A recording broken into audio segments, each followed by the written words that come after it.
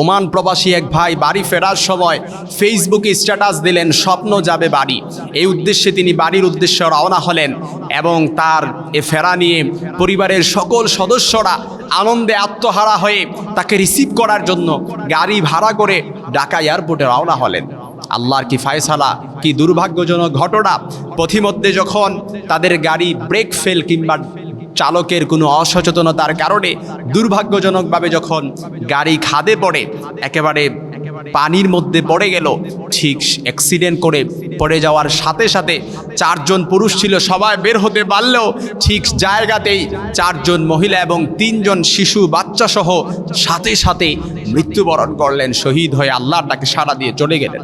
আহা, কি মর্মান্তিক দৃশ্য। বিশ্বাস করেন, আমি যখন ভিডিওটা দেখলাম, যখন মহিলা মা বোনদেরকে, যখন 4 জন মা এবং বোন ছিল তাদেরকে যখন লাশ অবস্থায় গাড়ির ভেতর থেকে বের করা হচ্ছে, আমার যতটা না কষ্ট লেগেছে তার চাইতে হাজার হাজার গুণ বেশি কষ্ট লেগেছে।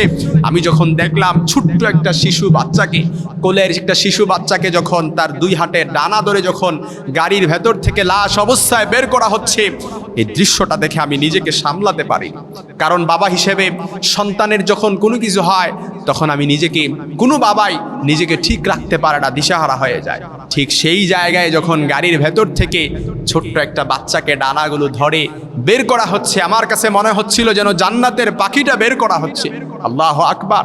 এই জন্য এই যে মৃত্যুবরণ করলেন পথিমধ্যে, প্রিয় ভাই, স্বপ্ন যাবে বাড়ি স্ট্যাটাস দিয়ে প্রবাস থেকে দীর্ঘ 2.5 বছর পর বাড়ি ফেরার উদ্দেশ্য রওনা হলেন। ঠিক পরিবারের সকল সদস্যরা তার আনন্দে আত্মহারা হয়ে তাকে রিসিভ করার জন্য গেলেও ঠিক, কিন্তু 4 জন ফিরে এলেন, বাকি 7 জন জায়গাতেই মৃত্যুবরণ করলেন।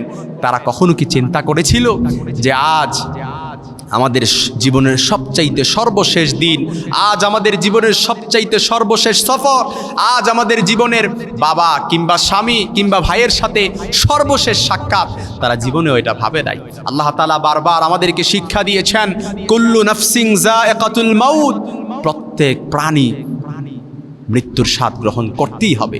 ফাইদা জা আজালুহুম, কোরআনের আয়াত। যখন যার মৃত্যু হবে 1 সেকেন্ডও এদিক সেদিক করা হবে না। কার কখন মুসিবত চলে আসে ভাই আপনিও জানেন না, আমিও জানি না। এই যে সুস্থ অবস্থায় ঠিক এই জায়গায় আমি এখন লেকচার দিচ্ছি, আমি আগামীকাল আবার আমি সুস্থ অবস্থায় চলাচল করতে পারবো, এর কোনো পিউরিটি গ্যারান্টি আমি নিজেও দিতে পারবো না। আপনারা কেউ হাত তুলে বুকে সাহস দিয়ে বলতে পারবেন না যে আগামীকাল আমি নিজে সুস্থ থাকবো। এই জন্য এখনো সময় আছে। আমরা যদি আল্লাহর কাছে, আল্লাহর রাহে নিজের জীবনকে বিলিয়ে দেই, সব কিছু আল্লাহর জন্য করি, বালা মুসিবত বিপদ আপদ সব কিছু সর্বাবস্থায় আপনারা যদি বিপদের দোয়া পড়েন, গাড়িতে ওঠার সময় বিসমিল্লাহি তাওয়াক্কালতু আলাল্লাহ পড়ে ওঠেন, এবং ঘর থেকে বের হওয়ার সময় আল্লাহর নামে বিসমিল্লাহি তাওয়াক্কালতু আলাল্লাহ বলে ঘর থেকে বের হন।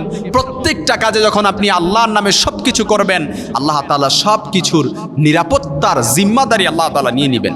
আপনি যখন কোনো কাজ করলেন বিসমিল্লাহ বলে করলেন, আপনি যখন ঘর থেকে বাসা থেকে বের হলেন বিসমিল্লাহি তাওয়াক্কালতু আলাল্লাহ বলে বের হন। প্রত্যেকটা কাজে যখন আপনি আল্লাহকে স্মরণ করেন, বিশ্বাস করেন আমি মাজহারুল ইসলাম কনফিডেন্সের সাথে বলতে পারি, স্বয়ং আল্লাহ তাআলা আপনার নিরাপত্তার জন্য ফেরেশতা নিয়োজিত করে দেন। সুবহানাল্লাহ বিহামদি।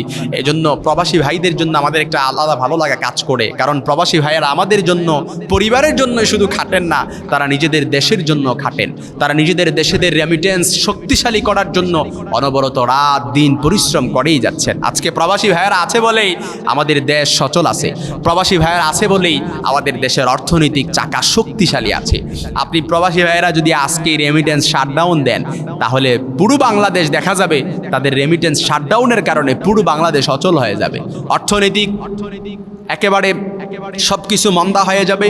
সারা বিশ্বের সাথে বাংলাদেশের যে পররাষ্ট্রনীতি আছে সব কিছু বিকল হয়ে যাবে, অচল হয়ে যাবে।